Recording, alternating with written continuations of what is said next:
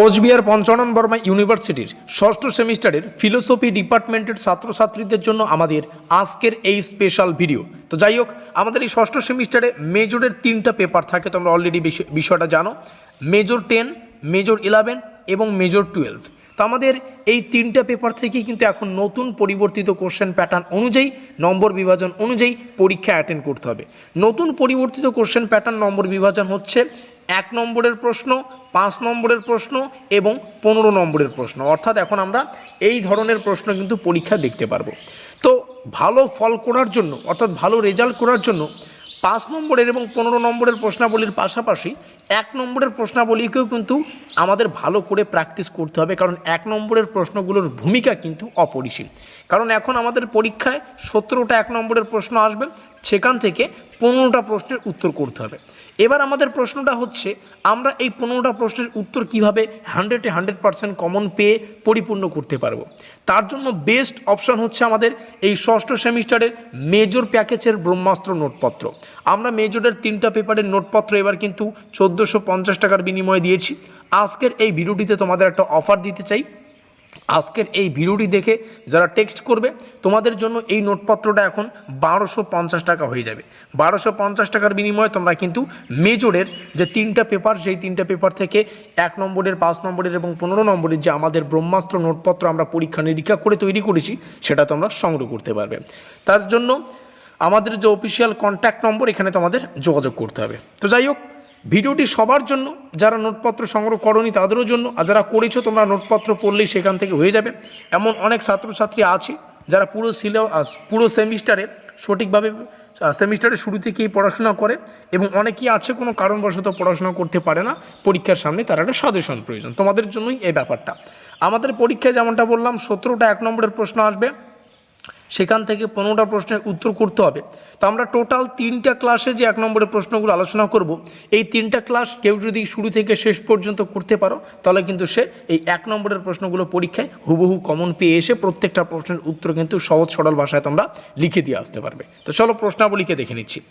আজকে আমাদের major 10 philosophy থেকে 1 নম্বরের প্রশ্ন উত্তরের প্রথম ক্লাস। আমরা আরও 2টো ক্লাস তোমাদের সামনে খুব দ্রুত শেয়ার করব। তো প্রথম যে প্রশ্নগুলো পড়তে হবে, একটু ব্যাপারটা বলে রাখি, তোমাদের পরীক্ষায় যে কোশ্চেনগুলো থাকবে সেগুলো কিন্তু ইংলিশে থাকবে। হোয়াট ইজ বুদ্ধি, তাহলে আমরা বাংলায় বলবো এখানে বুদ্ধি কাকে বলে, তোমরা ইংলিশটাও কিন্তু এখান থেকে দেখে নেবে। বুদ্ধির কয় প্রকার, স্মৃতি কাকে বলে, স্মৃতির একটি প্রকারের নাম লেখো, অনুভব কাকে বলে, যথার্থ অনুভব বলতে কি বোঝায়, অযথার্থ অনুভব বলতে কি বোঝায়, করণ কাকে বলে, হোয়াট ইজ করণ, করণের প্রকারভেদ পড়বে, অন্যথা সিদ্ধি কাকে বলে, অন্যথা সিদ্ধির একটি প্রকারের নাম, কার্য কাকে বলে, কারণ ও কার্যের সম্পর্ক, যথার্থ জ্ঞান বলতে কি বোঝায়, প্রত্যক্ষ কাকে বলে, প্রত্যক্ষ কয় প্রকার। এই প্রত্যেকটা কোশ্চেন কিন্তু গুরুত্বপূর্ণ। তারপরে সবিকল্প প্রত্যক্ষ কাকে বলে, নির্বিকল্প প্রত্যক্ষ কাকে বলে, নির্বিকল্প প্রকল্প বললাম, প্রত্যক্ষের অস্তিত্বের একটি প্রমাণ, সন্নিকর্ষ কাকে বলে, লৌকিক সন্নিকর্ষ বলতে কি বোঝায়, অলৌকিক সন্নিকর্ষ বলতে কি বোঝায়, প্রত্যক্ষ জ্ঞানের প্রধান বৈশিষ্ট্য, ইন্দ্রিয় ও বিষয়ের সম্পর্ক। দেখো প্রত্যেকটা প্রশ্ন গুরুত্বপূর্ণ। 1 নম্বরের প্রশ্ন আমাদের 15টার উত্তর তৈরি করতে হবে ঠিকই, কিন্তু সিলেবাস থেকে অনেকগুলো প্রশ্ন কিন্তু পড়তে হয়, কারণ 1 নম্বরের প্রশ্ন যেখান থেকে যে কোনো জায়গা থেকে আসতে পারে। আমি ভিডিওটি শেষে বলছি 1 নম্বরের প্রশ্নগুলো কত টাইপের হয়। অনুমান কাকে বলে, অনুমান কয় প্রকার, পূর্বপথ অনুমান, তারপরে শেষবৎ অনুমান, এগুলো পড়বে কাকে বলে, তারপরে সাধারণত দৃষ্ট অনুমান কাকে বলে, অনুমিতি, পরামর্শ, পক্ষতা, এই বিষয়গুলো পড়বে।